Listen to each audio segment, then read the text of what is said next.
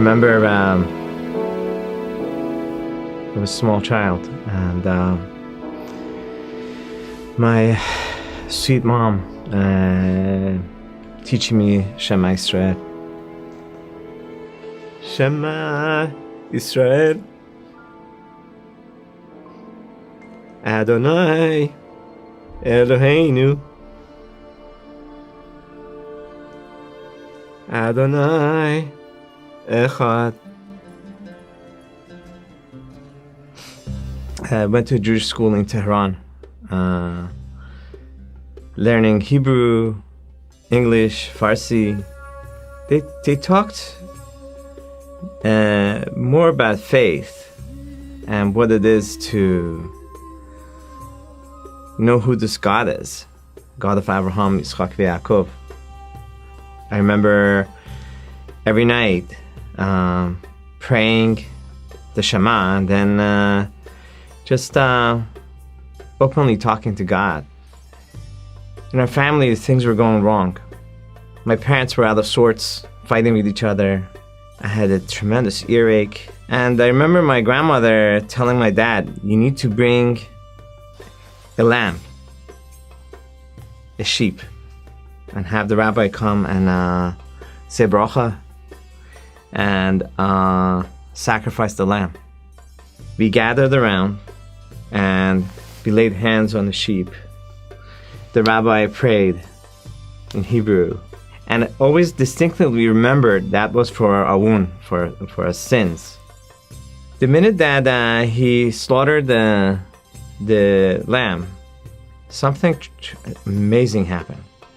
My earache went away.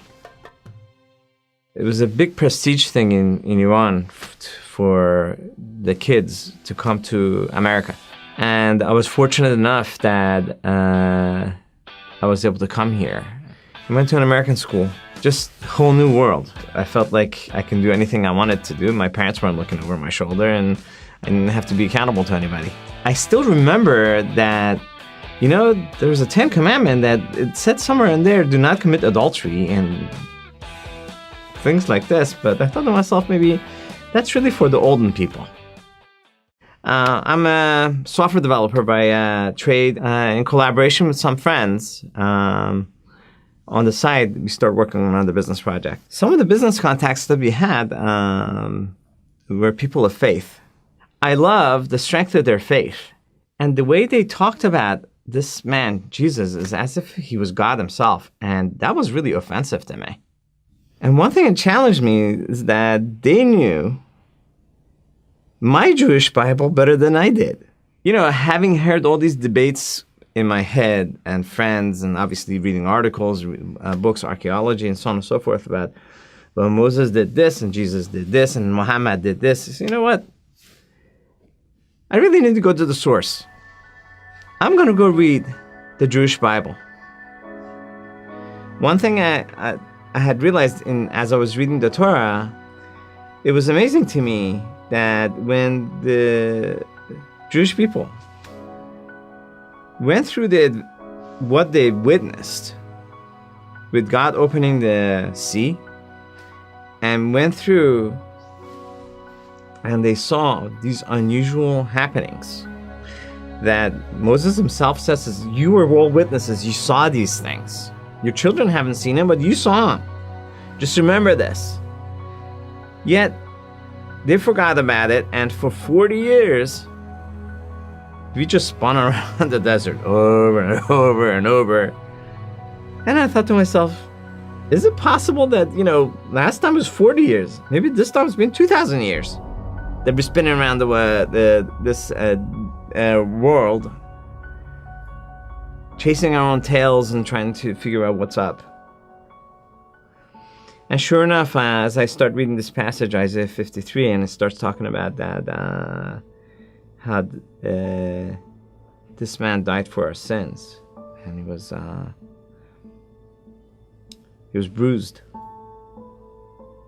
and through his stripes, we are healed. It talked about how, like a lamb, he was taken to sacrifice. Like a lamb. Like that same sheep that was brought to our yard. One thing that occurred to me as I talked to the rabbi, and the rabbi said, how could God become a human being?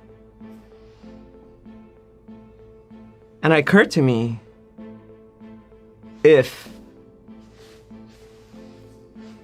God of Abraham, Isaac, and Jacob, who's that powerful God, who opened the sea, if he could do that, who am I to say that if he wanted to show up in form of a human being on earth,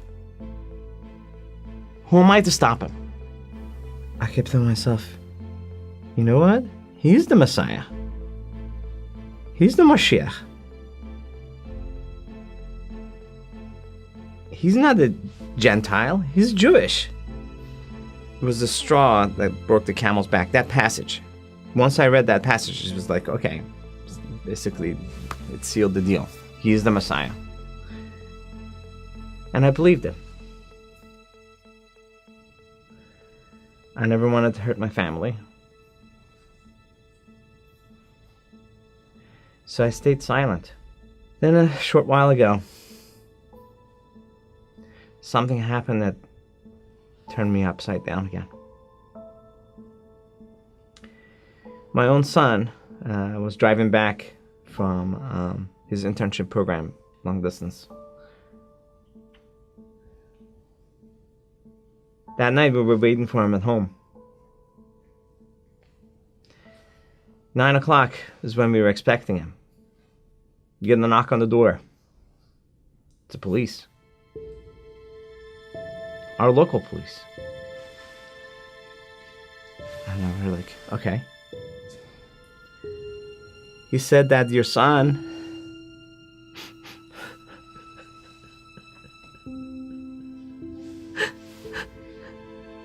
has been taken. He's been flown to a hospital. We went down, not knowing what to expect. Because as far as they knew, there was brain injury. What I do remember is praying to God and asking him, God, you have to give him back to us whole. Each hour we saw improvement, to the point that by the third or fourth day, God brought this child back to us.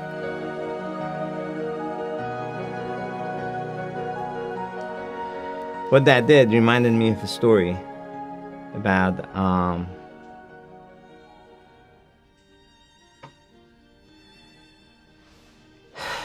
young girl, 12-year-old, who the family and friends thought she was dead. And this man who ran a synagogue chased down, found this teacher who was known in the region north of Israel at the time, and begged him, come and heal my daughter.